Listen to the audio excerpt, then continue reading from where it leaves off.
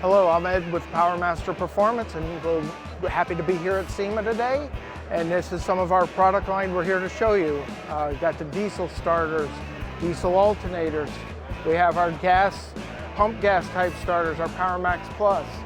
We have our Master Torque starters, which include our Infi clock feature, wrinkle black finish. We have our Ultra Torque, ultra high speed starters for race applications. We have our excess torque starters for every type of application. These are up to 18:1 compression, LS's, Coyotes, Ford, Chevy, Chrysler. Here we have our alternator section. These are up to 250 amps.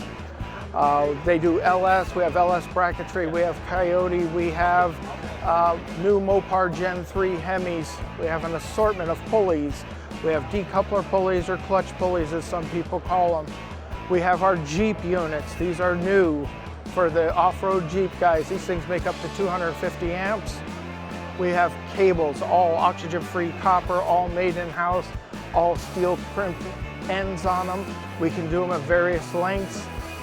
And we have our retro stuff. These are polished chrome natural units.